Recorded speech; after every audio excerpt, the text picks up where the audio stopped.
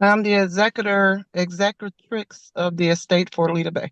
They all rushed towards me. They all grabbed me. Then all of a sudden, somebody had their hands between my legs, brisket touching me, my breasts. They pushed me up against the car. They put cuffs on me in front of my children. I was screaming for help because I was terrified. All right, guys. Today we're dealing with a full-blown professional victim sovereign citizen.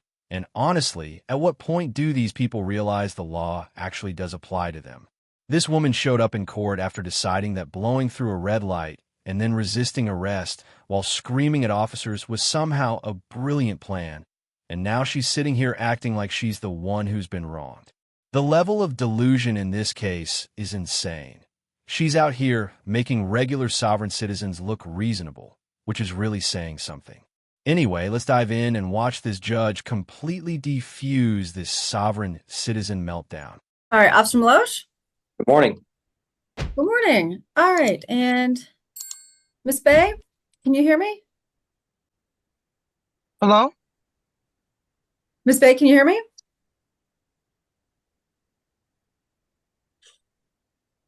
Yes. Okay. All right, I can hear you too. All right, this is 240P01688. This is the People versus Lita Bay. Officer Malosh, would you please state your name? Yes, ma'am. First name Nathan, Nathan. Last Malosh, Mloche. And Miss Bay, would you please state your name? I'm the executrix of the estate for Lita Bay. All right, so we're here today for, looks like a ticket that was issued back on July 14th of 2024. All right, Officer Malosh, it's the government's burden. So you'll go first. Raise your right hand. Do you solemnly swear or affirm the testimony you're about to give is the truth and nothing but the truth under the penalties of perjury? I do. All right, so what can you tell me about the ticket that was issued on July 14th, 2024 to Lita Bay at Coolidge and Pearson in the city of Oak Park? Yes, ma'am. The citation was issued due to Miss Bay disobeying the red light at actually Coolidge and North End. Once we got through that intersection, Miss Bay did come to a stop at Coolidge and Pearson. And then once that light cycled through, I initiated a traffic stop just north of Pearson, just south of Albany on Coolidge there at about approximately 10:45 p.m. At that time, I went up to speak to Miss Bay. Initially, she refused. She did provide a license and eventually started speaking with me. Returned to my patrol vehicle, at which time she exited her vehicle, went to the rear of her vehicle, opened up her trunk. Went up to speak with her and escort her back to her seat in her car, at which point she started resisting. So my fellow officer and I took her to the front of my car, spoke with her, initially handcuffed for officer safety. We released her without charging her for the misdemeanor for resisting and obstructing, and we just went with the disobey red light. And actually at minute 158 of my body cam, Miss Bay does admit to the infraction of disobeying the red light, stating she had to use the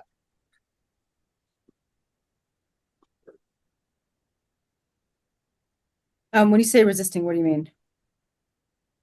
So initially we went up to her, asked her to step away from the trunk. Obviously we didn't know what was in there. She then began to retreat from officers. We then grabbed her arm to help escort her to her vehicle, at which point she tensed up, pulled away, and started screaming at us.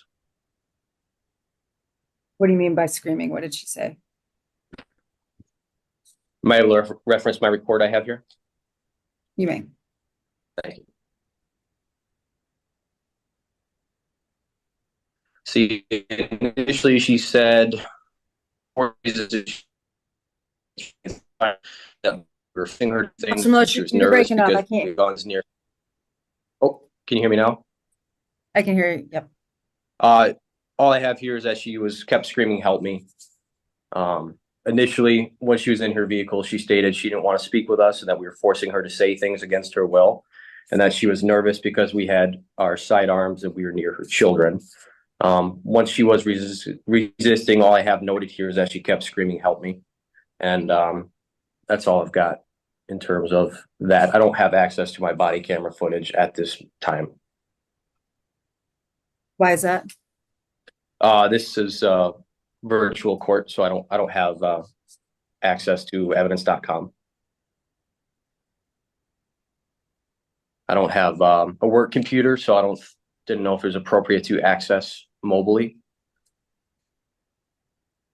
All right, and Miss Bay?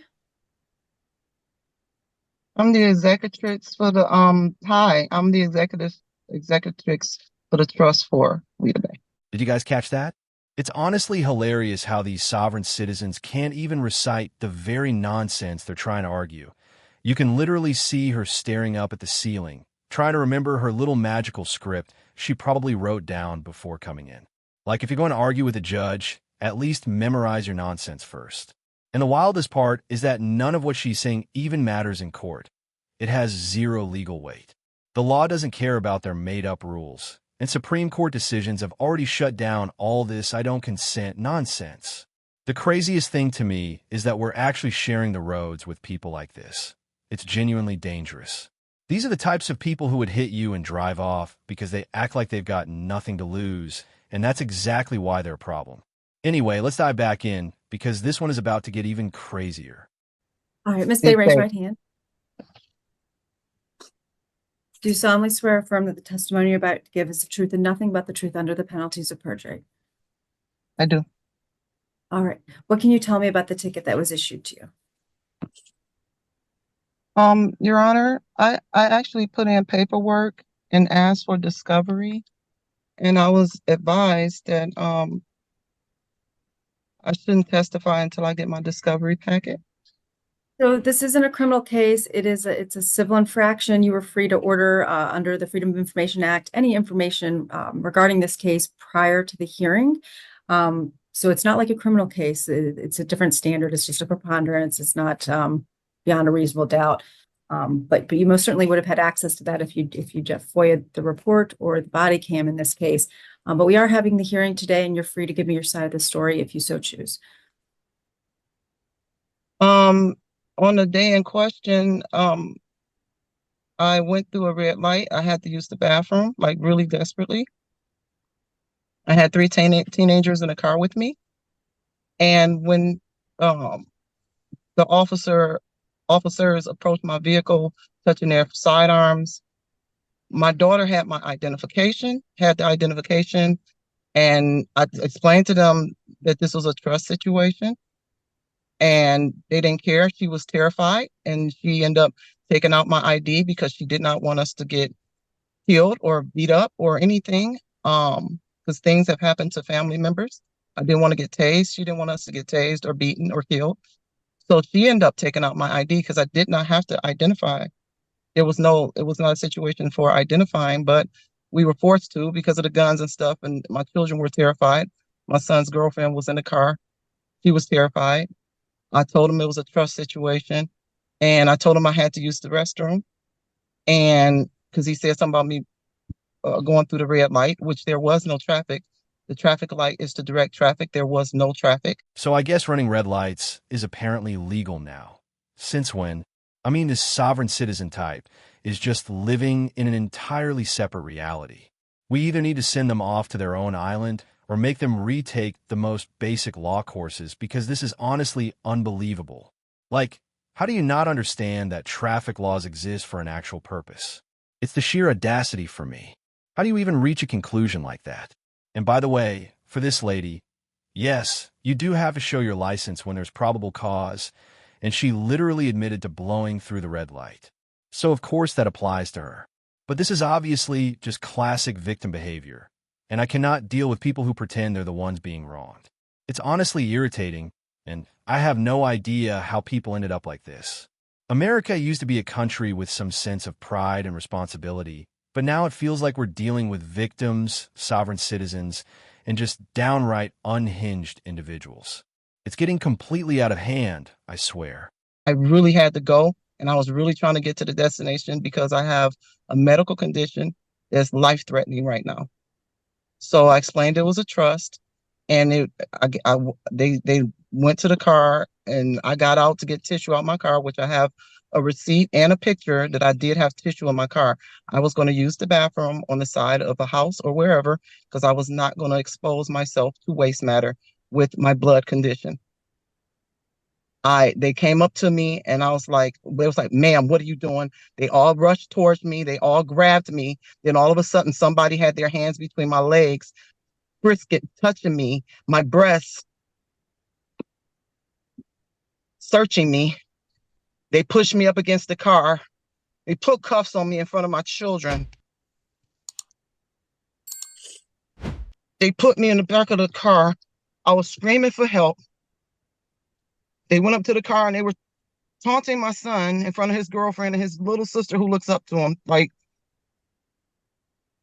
I said, I just had to use the bathroom. I asked them nicely. I said, can you please just sit me on the ground? I do not want to waste inside of your car. I wasted myself in my car once I got back in my car after they put me in the back of the car. So that's what happened on that day. And I asked the officers, how would you want your mother handled? I'm an older woman. And he did this in front of my children. I went to the temple earlier that day, in the Hindu temple, and did sacred rituals. Wasn't nobody supposed to be touching me. And somebody just came up to me and was touching between my legs and my breast. And I don't know where they came from. And they were all surrounding me. Anything else you want to say, Ms. Bay? I was screaming for help because I was terrified for my life. I was not guilty of anything, but needing to use the bathroom and not wanting to soil myself. I just wanted to get to my destination, which was off of Oneida and 9 Mile, which literally 2 minutes away. I did not make it. Okay. All right, the court has heard the testimony from Officer Milosh and from Ms. Bay in this case. The standard is a preponderance of evidence. Mr. Milosh testified that he saw Ms. Bay run the red light at Coolidge and North End. Ms. Bay acknowledged running the red light in question in this case. The people's burden is satisfied beyond a preponderance of the evidence in this case. I'm finding Ms. Bay responsible for running a red light. The fine is going to be $165. You'll have till October 1st to pay it. I will send that to the Novara address where we sent the other notices, so you'll get the paperwork in the mail. You're all set. Excuse me, Your Honor. So what I'm asking you is, I have a question. You're telling me, is the court telling me that trust